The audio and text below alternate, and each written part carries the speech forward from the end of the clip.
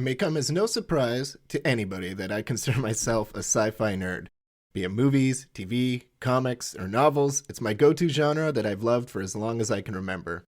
The appeal of the unknown and what could be has always drawn me in, and my guest today is a master of crafting stories that, in my opinion, feel more like science fact than fiction due to the research into real-world technologies, places, and people. Sylvain Neuvel is an author with a PhD in linguistics, world traveler, robotic tinkerer, and software engineer. Today, hear us discuss things like his novels that contain a fully fleshed out language of his own creation, how he has a canon story within the Star Wars universe, and how several of his works are currently under development for the big screen right now.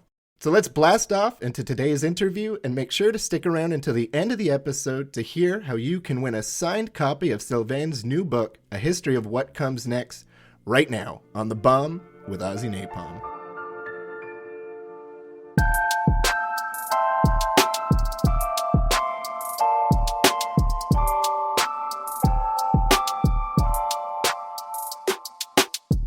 Well, let's just jump right into it. So your love and enchantment towards space and sci-fi in general is very palpable while reading your works. It really comes through as a love for the unknown, but also what could be. Has your love for space and sci-fi started when you were a child, or was that something maybe in early adolescence that came around? Was there a movie or TV show that triggered it for you? Well, I mean, I think I've always been a fan, at least as far as I can remember. I remember when Return of the Jedi came out, me and my friends went to the theater and they had a thing where you could watch all three movies in a row. So you spent with the breaks in between, you'd be 9 hours inside there, just living on popcorn. And so I have a very vivid memory of that. But it was mostly TV and movies for I have a French background. I'm French to the bone. So when I was a kid, I didn't speak any English and we didn't have a lot of money. So I'd go to the bookstore, and the only thing I could afford were the mass market that were on sale on the table up front. And that usually meant Robert Ludlum, Tom Clancy, Michael Crichton. Crichton probably had the biggest influence on me, but all men too. I mean, it's sort of you notice it backwards. When I was a kid, it didn't occur to me, but you look at it in hindsight and you're like, that's horrible. Every single book on that table was all men. You had Daniel Steele, that was special thing on its side. I did read Merrigan's Clark, but there weren't that many when I was the right age, at least not on that for sale table. And it's funny because in terms of books, I wasn't really aware there was such a thing as genres. It's a story, it's made up, and people do things that aren't real, and there's a conclusion and whatnot. So I never saw a real difference between, say, Tom Clancy and Michael Crichton or John le Carré or name it. To me, it was all one thing. That's what books were. So I would read. What age were you when you started to learn and speak English? Well, we had English in school, but Mary goes to school by bus, that sort of thing. I was in my late teens when I learned sort of for real. I moved into an English-speaking town for work when I was 18 or 19. So then I did a PhD in Chicago. And Well, I actually read that you dropped out of high school. Is that true? Yeah, I was 15, I think. I wasn't really motivated at school. I was pretty good at it, probably too good. And I was working for the local newspaper. I was doing things, and so I just quit. Then I traveled for about maybe a decade. Okay. Did 80 billion jobs. It's countless. And I came back. I did a BA super quick, but I was used to earning reasonable money. So government grants and a few hours of work on the side was not enough. So I thought after my BA, I'll do something else. But my professor said, I was in linguistics, and they're like, well, you'll never get a job for one thing. Two, if you go, you have good grades, if you go to the US and you aim high enough, they'll pay for your studies. So well, it's funny too that they said you'll never have work. One of the things I have in my notes here is jack of all trades with many accolades, and just researching you. To me, it's funny that nowadays, without high school, you can't really do post secondary. So to see that you dropped out of high school, traveled, and had all these jobs in 10 years to then get a PhD afterwards is not only really cool to see, but inspiring, seeing as now with the way school's set up, especially in Canada, without that high school, it's almost impossible to do post secondary. Yeah, you can do things. I mean, it sort of helps if you're older, because you can enter a bachelor's degree with like in an adult program. So they'll either make your BA longer or sell you like a few extra courses, money. Yep. But you can sort of go in if you've been away from school long enough. If you haven't been away from school long enough, it's more complicated. And so, yeah. Yeah. So, I'm glad if some people find it inspiring. I hope those people already dropped out. If you haven't dropped out, do not be inspired. So, can you tell me about some of the work you did in India? I was doing my PhD in Chicago at the time, in linguistics, and they organized this thing, and I mean, not many people know, but so in India, you have a bazillion official languages, and there's one center in Mysore that sort of takes care of all the education programs in all those languages. They wanted to invite, well, the very best linguist in the world that they could find. That's not me. I was a student. I had no business being there whatsoever. But so they aimed as high as they could, and a lot of people said yes, including my thesis director. So he went. And one of the other people they invited said, well, no, I can't go, but you should invite him. And I guess they didn't check. They just invited me.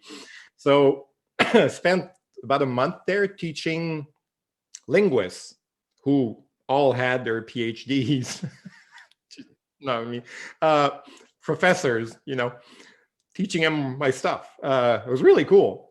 And I took the opportunity to make a bigger trip out of it. So I was gone for like 3 months, and it was nice. That's really cool. I love India. I went back a couple years ago with my family. My son came to India. He really liked it. I visited the South the first time, and the South is so different from the North. So we went back there again. Well, the really cool thing you said about languages, too, that I've experienced in my life from India is I've had a bunch of coworkers in my past that came from India. There was about 3 or 4 of them. And even though they were all from India, they could only communicate to each other in English because not one of them spoke the same language otherwise. Yeah. And if you if you travel the right regions, so normally you have Hindi, which is supposed to be the language everyone will use to communicate. So you need a driver in India. You can't drive. The traffic's just crazy, right? It's not crazy. Doesn't begin to explain it. You'll die. It'll take about an hour and then you're dead. So you have a driver, and this guy spoke Hindi, but when we switched states, like half the time, me and my wife had to do the interpreting because they had absolutely no clue about Hindi. They didn't speak a lick of it.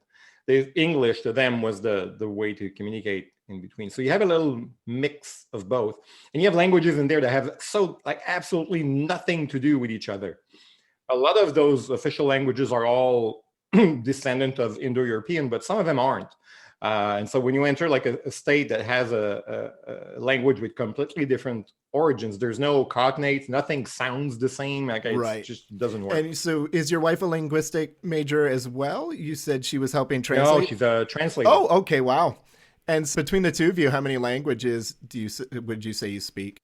Well, 0 perfectly, 2 reasonably well. I'm I can order beer. My wife translates from English to French. I did theoretical linguistics, so I worked on things like Greenlandic Eskimo, but I can't speak it. I can order beer. Right. Pretty much all I do. I can order beer in Spanish and in German. Well, and so after that, you spent some time as a software engineer? Yeah, when I came back, I did 2 postdocs actually, while looking for a teaching job somewhere. And I didn't get because you have a PhD in linguistics, you're teaching pretty much, right? But I was lucky I did computational work before. So my postdocs were a computational version of my thesis. So when I came back, I applied for, well, different jobs. And I got a job at this company here in Montreal that did all kinds of software. And one of the things I worked on was a translation software. Eventually, they opened a new division that had a translation agency in there. That's where I met my wife, so on. That's awesome. It's inevitable to jump into it, but so the reason I wanted to have you on is years ago, if anyone who's listening knows me, they know I actually tend to buy books by the cover. And so I lucked out and found myself in the bookstore on the release day of Sleeping Giants, actually, between that dust jacket that reveals a bit of the artwork and then the artwork itself. Once I picked that up, I said to myself, okay, I need to read the dust jacket and see what this is actually about. And the synopsis was amazing. And it's one of those difficult things to describe, especially a trilogy, without giving away spoilers. So if you wouldn't mind, could you give us a brief synopsis just on Sleeping Giants, quick, for those listening who haven't read it yet? The thing is, you can't summarize that book without saying certain words that sort of give the wrong impression of what the book will be about. The idea behind it is what happens if we find artifacts that come from somewhere else, a more advanced, distant civilization. Mm-hmm. What happens if we find that somewhere? And the answer is, well, none of us know about it. There are a handful of people in a secret project that would sort of be aware, and no one else would. But these people would talk to each other. They'd make documents. There'd be a paper trail of that event. And Sleeping Giants is that paper trail. Yeah, and so for everyone listening, it's written in excerpts from interviews, journal documentaries, news sources, just things like that in chronological order, but there is gaps between, so not necessarily, 1, 2, 3. And so the thing I was wondering while rereading it, one of the things is, was there gaps in between, or did you write it intentionally with those spaces? So like, for example, it will jump from say 3 to 7. Did you have 4, 5, 6? I had a couple. There are free chapters online if you read the whole thing that you can get on the themisfiles.com. But I use those gaps to actually say something. Mm-hmm. It's not a traditionally written book, like in any aspect. If you jump from 3 to 4, that it happened. There's basically nothing happening in between. If you jump from 3 to 45, then there's a whole gap and you need to know why, mm-hmm. right? And you're going to get hints about it in there. And these are books that are meant for you to do some of the work. I didn't want to give it all to you pre-chewed. You have to figure things out for yourself. From the events, from what's on the page, what's not, to getting an opinion about the characters, because all you have is them talking to each other. So basically you get to know them like you would someone, like a real person in real life. Mm-hmm. Well, and that is one of the things that hooked me on the first one. And it's actually one of the only book series since maybe Harry Potter that I purchased the book on release day and then waited for the release of the next ones. Because as you said, even with these gaps, all the characters feel so well developed and real as well. And one of the things I found while rereading it, and I've been meaning to ask, is Vincent, maybe a take on yourself, a Quebecois linguistics expert. Is there a little bit of it's you funny, and Vincent? Is Vincent. He had a sort of a different. When I imagined him at first, he wasn't a linguist. He wasn't from Quebec, whatever. Eventually, I gave him pretty much everything from my life. He studied at the University of Chicago in linguistics. He lives in Montreal, whatever. That said, he's by far the most different character from my real personality. He was one of the hardest to write because me and him probably wouldn't get along in real life. In appearance, from very close to me. In reality, he's about as far from me as you can get. With those similarities, everything I've read and seen with you online is just kind of the opposite. So that's why I wanted to ask if there was just a take on it, you and Vincent, that similarities end at linguistic and the city. They end pretty quick. I mean, if you take a picture, like of their lives, it would look sort of the same. Other than that, no. Another really interesting thing I found, the language in the novels, is it a fully fleshed out language? You mean the language that is not from Yes. Earth? Yeah, it only appears in the third book, right? So there's no. I'm a linguist. I'm a nerd. Klingon, whatever. It was too easy, so I made a conscious effort. I had a linguist as a character, but I made an effort to not put anything remotely close to that in the first two books. By book three, like, okay, I'm going for it.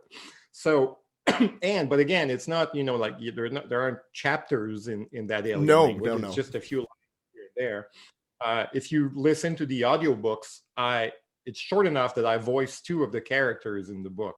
It's my amazing narrator career. I speak for about a total of maybe 25 seconds, but I'm a nerd and I like these things, and so I could have just written like Zoop Fik Fik Flika, and that would have been fine, but I can't do that. I can't make my character say nonsense. So yeah. So I wrote, but I do the same thing for, like, if they go to a restaurant, I pick a real place and I get them to eat good food. I read restaurant reviews for where they eat. I'm that bad. So I wrote a small dictionary, about 2,000 words, and a grammar. And then I wrote the book based on that. Well, I wrote the like tiny pieces of the book based on that. It exists, actually. It's a grammar and lexicon of AUZZY by Vincent Couture. Oh, wow. Yeah, it's not by me. He has a book. Vincent has a book. And it's from the Earth Defense Corps Academic Press. It's a grammar with a dictionary. And so was that available for sale? No. I did sell some copies. I raised money for independently owned bookstores and Black-owned bookstores in North America, like in the sort of mid to early days of the pandemic. So we raised a few $1,000s. I mean, it wasn't that bad. I wish we could have done more, but there are 100 copies of this thing in existence. So those who actually got one have it signed, not by me, and numbered.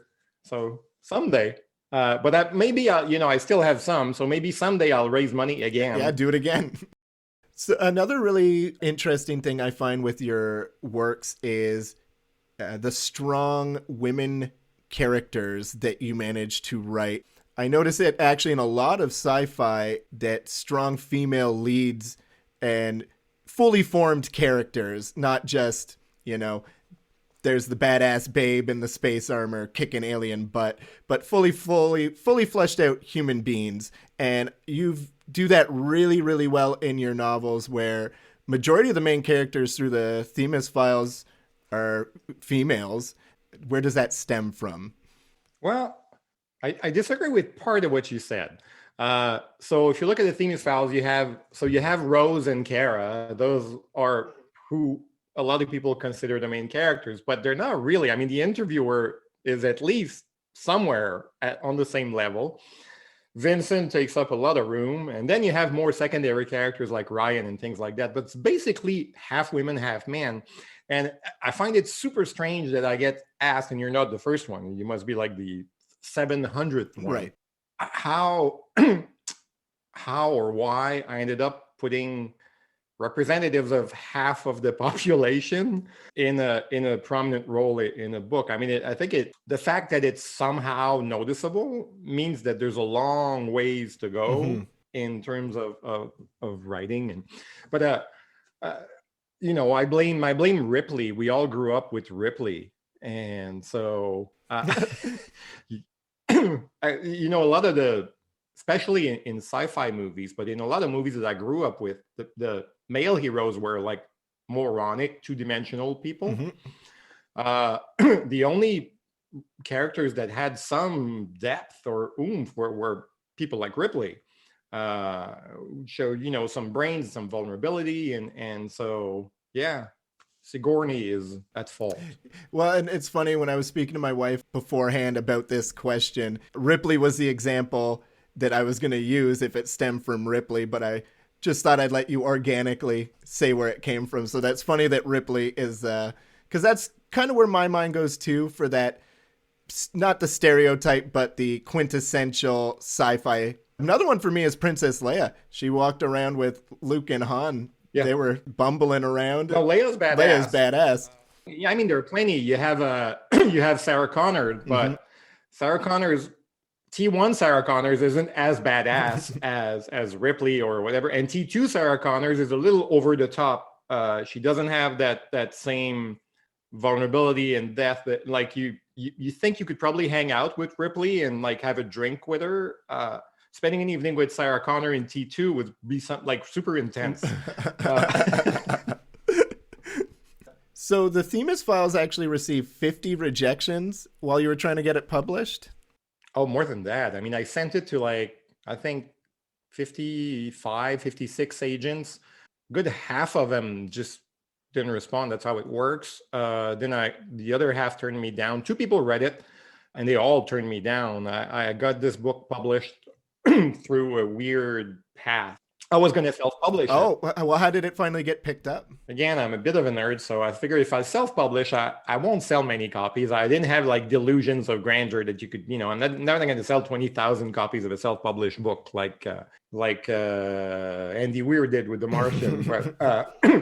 But I started my own little fake publishing company, and I got a cover design, and I sent the book to magazines for reviews, and I got one from Kirkus. And I thought, you know, they'll hate it or whatever, but I'll just misquote them as best I can, you know, like book, and that'll sound good, and it will look professional because I'll have something on the cover and whatnot. But they loved it, and they put that online, and then I started getting calls from Hollywood producers, 1 and 2 and 3 and 4 and 5. They're not calls, they're emails, but it sounds better if you say calls, right? And so one of them called me back for real this time, and said, you know, I want to help you. You know this guy you need an agent. I know this guy at Creative Artist Agency. He's a movie agent. You should talk to him. Trust him with my sons. So it's a thing, apparently. So I talked to this guy, and he said, I love your book. I'd love to represent it. What do I do? I said, what do I do? He said, well, you say yes, and I'm your agent. So then I had a movie agent, and I thought it was funny as hell. Like, you know, nothing will come of that. He found me a book agent, sold the rights to Sony Pictures at the beginning, that then moved to Sony TV, and then somewhere else where I can't talk about it, but whatever. And studios buy a lot of books, but they normally don't talk much about them. But they talked about that one. You know, they said words like tentpole franchise and things that get people's attention. So all in 1 month, I went from like, this is my little book I'm self-publishing and will sell 20 copies, half of them to my mom, to I have this movie deal they're talking about, and a deal for a trilogy with Del Rey and whatever. 1 month, crazy month. Wild. Yep. Well, and that's really sweet to hear, because you persevered through 50 plus rejections, multiple years worth, and it finally paid off after that.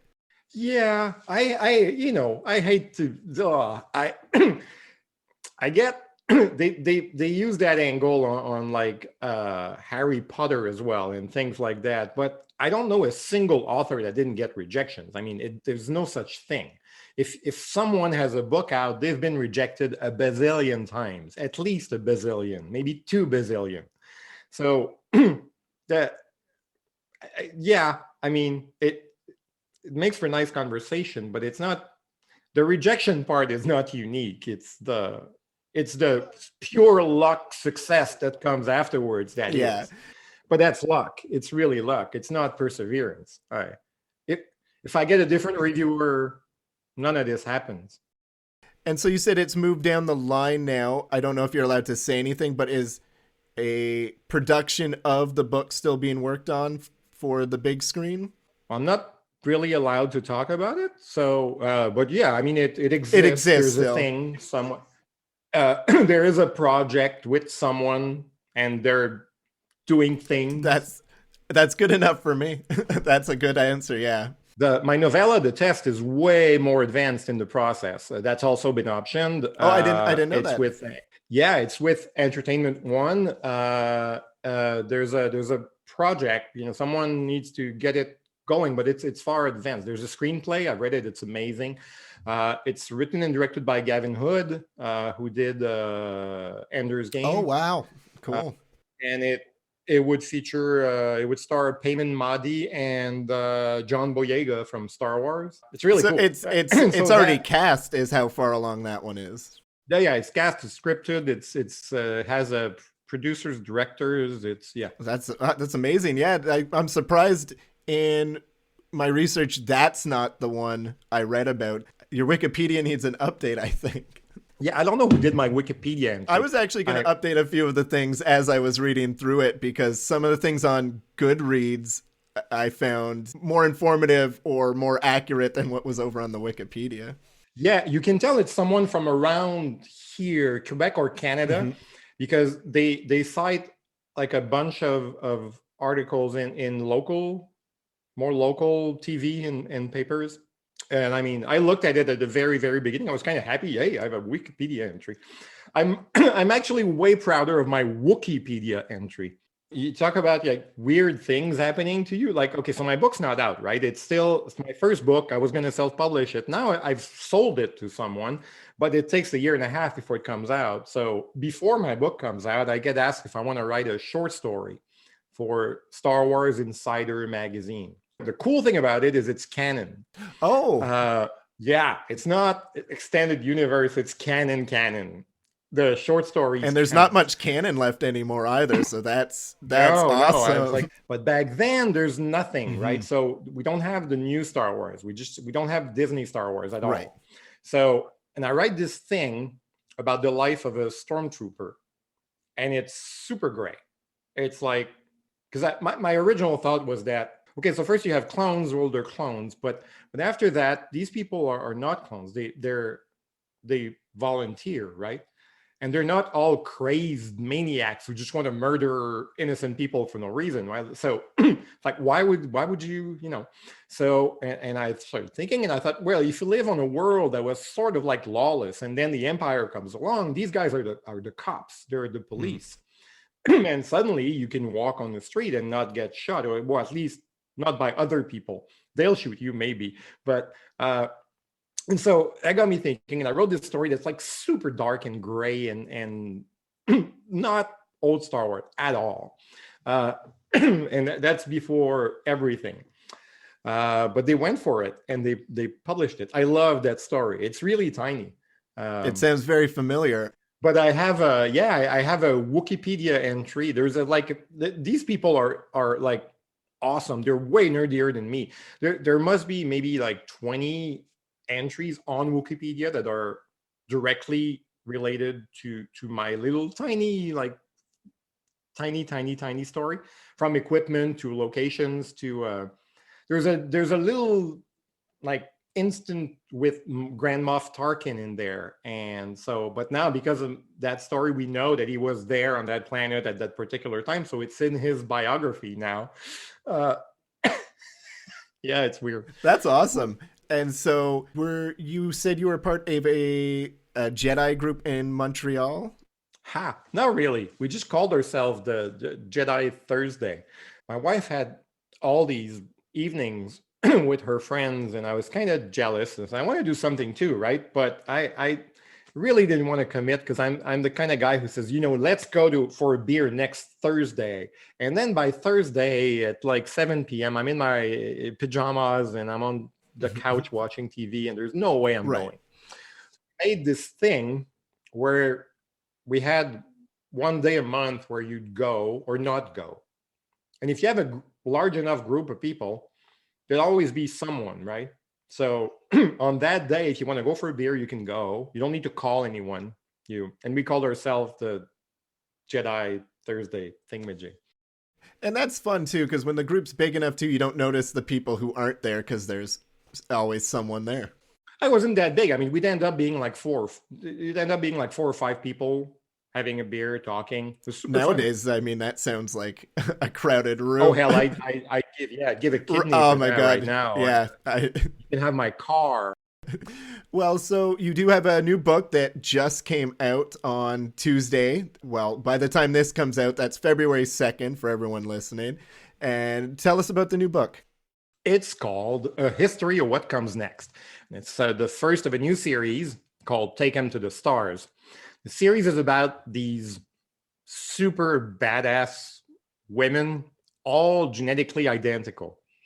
They pass on all their genes to their daughters. So they come in pairs, a mother and a daughter, and they've been around for, hell, 3,000 years, messing with our history, trying to send us to the stars before really bad people come and kill us all. And this book, called The History of What Comes Next, is about Sarah and Mia, the 99th generation of these women, who are living at the end of the Second World War. And it begins with Mia, the daughter, being sent to Germany to exfiltrate Werner von Braun, from the rocket scientist from Germany, so they can start a space race between the Americans and Soviets. And it's a very unique book. It's its own thing.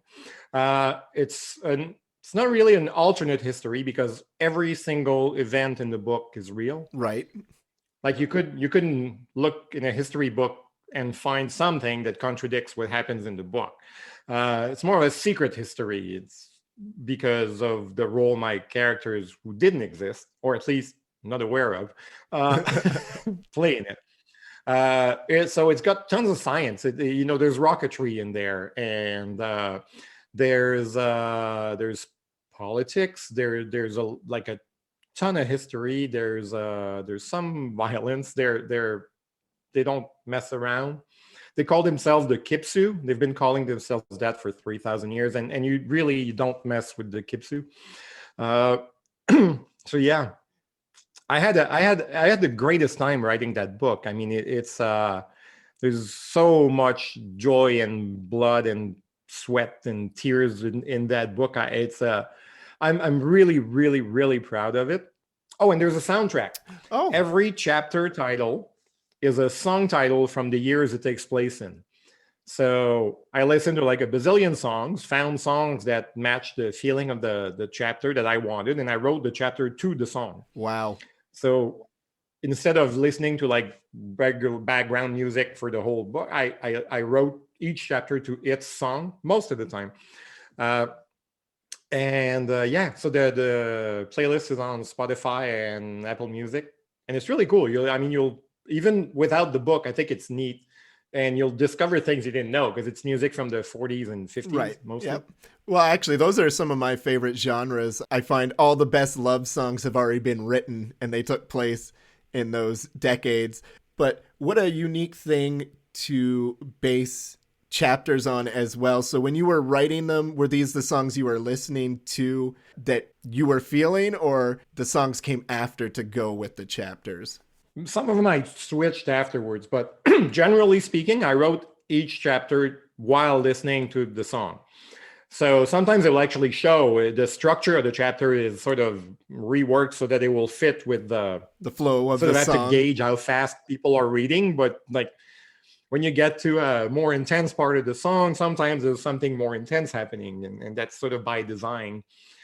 Part of my problem, though, you said all the good love songs have been written. Part of my problem is they're all friggin' love songs, and that didn't do me any good, because very few chapters are like will fit something that yeah, some deep love story. That's almost a more difficult challenge, is to find songs from those periods that aren't love songs. It was ridiculously hard. I mean, even the next book has more, I guess, recognizable playlist, because it's songs from the 70s and 80s. But again, the challenge is to find non-love songs, which is pretty much almost impossible. Right. And the other thing too that would be hard is everyone's done Bowie to death. So you got to pay homage, but you also got to not overdo the Bowie. Yep. There might be a hint of Bowie, though. There's got to be at least one. But sometimes Yeah, but sometimes you can pick the song from the original band and not the Bowie version that he made popular. I think I already know what you're saying with that one. So, what inspired this book? And it's written more traditionally, right? It's not done in the log style so much. It's not epistolary like the first one, so it's not a series of documents. I just hate telling people that it's written traditionally because I write weird books. I think that's why I like them so much, is because they're so different. It's there's some you're in their head a bit, so you hear them basically talking to themselves. There's some internal monologue in there, and a boatload of dialogue. Okay, because I love dialogue. But yeah, it looks, and there is in between the sections, you get to hear about previous generations of these women, like from 1,000 years ago or 500 years ago, and these are written in the third, but it's like little moments of normalcy. That's really exciting.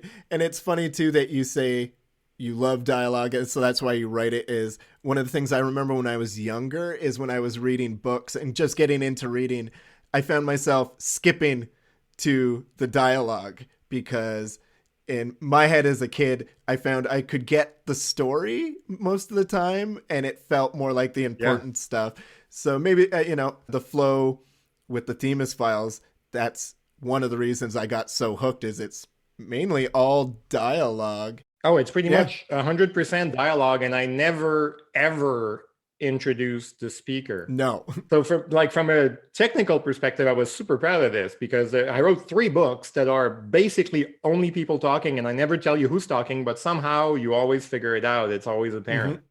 And I'd love to the ebb and flow between some of the conversations where you referred to the interviewer. Sometimes the interviewer will have maybe 3 words, and then you have 2 pages of the person's response to him. So I think that's very cleverly done as well, because the man of mystery. Oh, especially in the first book. Oh, my I tried goodness. to mix it up so that you'd have chapters that would feel slightly more normal. Mm-hmm. But overall, it's pretty much just 100% dialogue. So with your books too, there's a lot of what feels like practical science, or closer to science fact, let's say, with the technologies and the applications they use. Do you have a background in science, or do you study for the books while you're writing them to be able to give them that feel of something that could actually take place? Well, I have a PhD in linguistics, but that doesn't help you with anything, really. So I research everything. This book is entirely historically based, so it was a ton of research, but it was easier to find. There's been a lot of people who worked on the space race and on the Second World War, so you can find all sorts of things in books, online, everywhere. Mm-hmm. The previous books were a little more the thing is, it's not just the science or the war or the histories. I don't know anything about anything, so and I have scientists for characters, so I read papers on actual science papers on metallurgy, of course space exploration for this book, but anything, biology. There's a class somewhere that used the waking gods as an excuse to do their intro to genetics. I don't know where it is, I forgot, but it's a college class. And so they read the book, and then they started from the genetics parts of the book, and they talked about, they did the real thing. But I research everything. I from chemistry in there as well. Yeah, but I mean little things like what restaurants they go to. If they're on a road, is there a building on the corner? I need to know. I need to see. The Kara crashes her helicopter at the beginning of Sleeping Giants, and I have an FBI file somewhere because of it. I spent about a week looking at altitude finding and looking at altitude maps of Syria so that I could plot a path from the army base. And that's another thing. I had to figure out how the army works, the government, special ops, whatever, the helicopters, what they use, how does that do, what's low altitude, how to, whatever. And so what I found a path for her to take. And on the way back, I saw little dots on the map, like on the satellite map. And I thought, that's where she crashes, but I don't know what that is. So then you start reading about agriculture in southern Turkey, and you look at pictures of every crop that they could possibly grow, and eventually you find, damn, it's pistachios. And so that's why in the book she crashes in the pistachio field. I didn't research it backwards. I mean, I knew where she crashed. I just had to figure out where that was for real. Now, for all the locations, do you do it that way, or are some of them places you've been? Because everywhere. Oh yeah, I try to, if I can, I try to put in places I've been, because then I have a better feel for it. But if not, I'll look at tourist pictures online and maps and satellite maps, because you get a different feel for it. Because when you look at tourist picture, everything looks kind of close.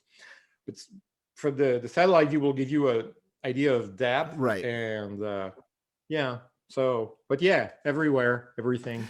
And so you touched on it a bit there as well, about you've been studying space for the new book. I've actually been watching your YouTube videos on Space Race 101. And so I wasn't sure if beforehand that's something you had studied, or this was what you had learned to write the novel, and now you're sharing it kind of with us. Oh yeah, it's all stuff I learned writing novel. I knew nothing. I used some of it. When I started working on the novel, the very, very beginning, I was also writing little booklets for my son to do extra work when he was finished early at school. So I was doing like Space Race for kids, with like rocket science for kids, and rocket physics for kids. And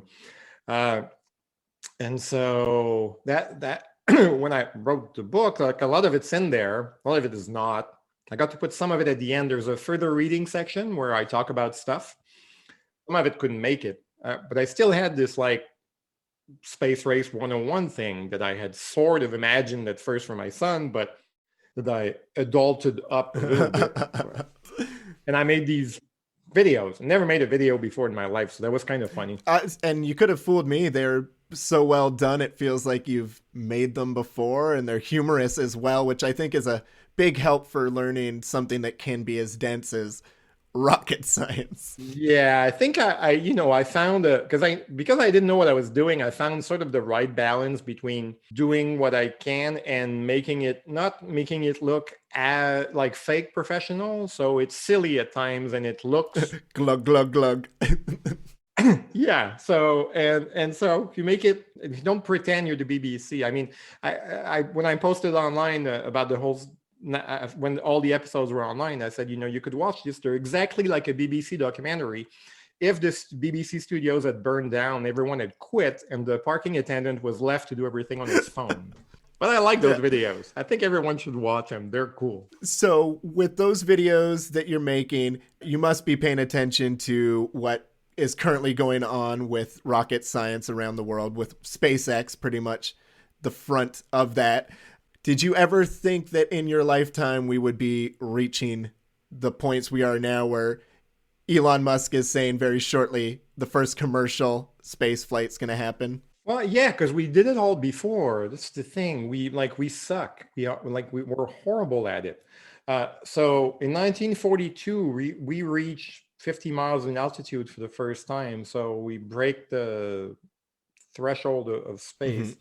By 57, we have Sputnik. By 61, we have a man in orbit. By 69, we have people walking on the moon. Then now we're thinking about maybe being able to go back on the moon in the next few years.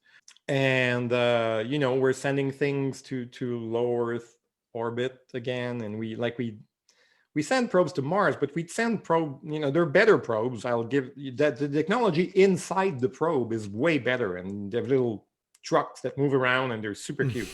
But sending something to Mars, I mean, we did that, and Venus and whatever. We did all that before Gagarin. I mean, there's nothing, I don't know.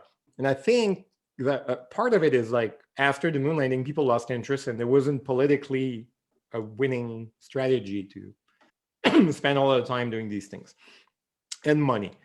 I think the reason why all of this that all of this is happening right now, and that we're sort of seeing things happening, and we might go back to the moon, and we have these private companies building rockets, and is mostly because of the Ansari Prize, the X Prize from way back when, that someone won in, I think, 2003, something And what like is that? The first X Prize was, we'll give you 10 million bucks if you go 100 kilometers in the air twice. That's the idea. Oh. Private spaceship, basically. It's a contest, but it gave birth to a shit ton of companies, from Virgin Galactic to whatever. Right, This is all born out of the X Prize. But basically what it did is it brought a lot of people out of the woodwork who didn't have a say, and you had all these new ideas. So now not only are we doing it again, but we're doing it with new ideas and fresh blood, because for the longest time NASA was the same guys, right? Well, if they ran out of money, then nothing happens, and eventually these guys run out of ideas, right? They've had their I know how science works. You have your best years and they're not at 65, right? So you run out of new things. And so, the X Prize, I think, made all this possible. I don't think any of this would be happening without. And so what do you think is coming next in our new space race that's happening? I don't know. I mean, right now they're spending a lot of time and money going to the moon. I mean, it's gonna happen. They build the STS rocket, so that's designed to basically do just that. I mean, you big. That was the big one that you see the Saturn V. Yeah, it's like the new Saturn V type of thing. So if you don't go to the moon, that thing doesn't have a reason to exist. They want to build a tiny space station around it. Then I don't know. I think there's a lot of money that's going to be wasted doing back and forth without doing anything really great on the moon. Like, they're not going to build a theme park, you know.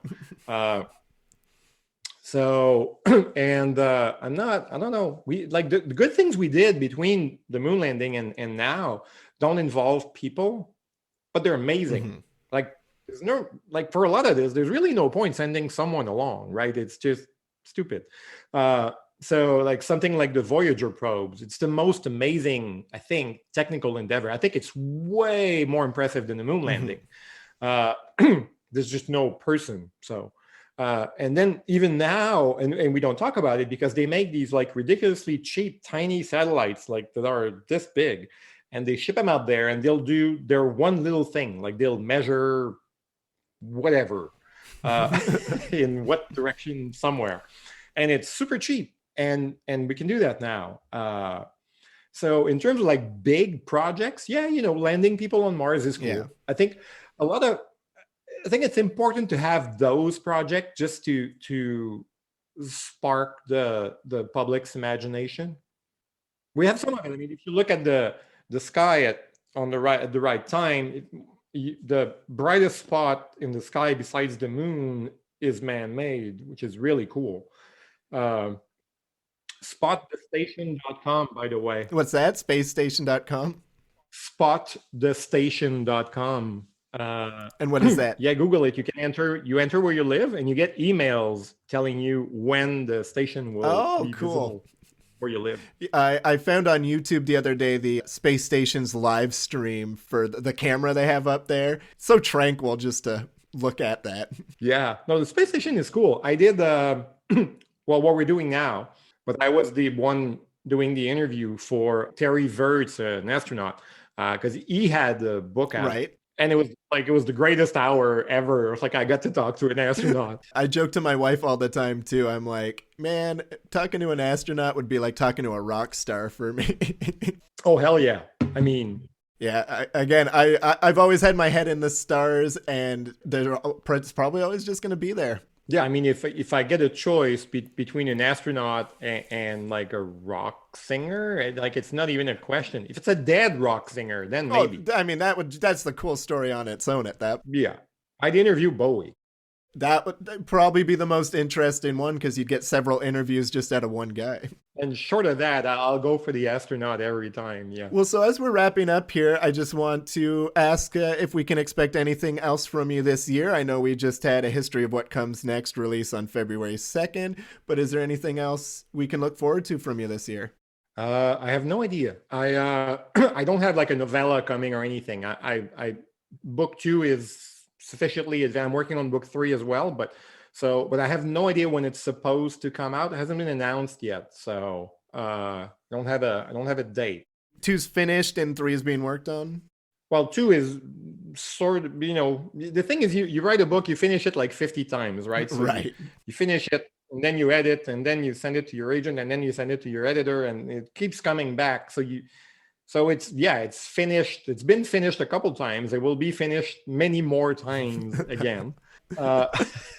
And book 3 is not finished at all. So, yeah. Well, I look forward to when they do come out, and I just want to say thank you so much for being here today. Thanks. Thank you for having me. Hey, no problem. Thanks.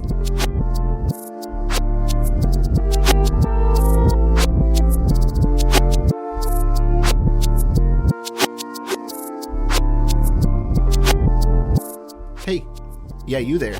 Thanks for sticking around to the end. Like I said at the start, if you're interested in winning a signed copy of A History of What Comes Next, you must be following the Facebook and Instagram pages and simply comment tagging 3 friends and let me know what your first introduction to sci-fi was. The winner will be chosen on February 24th.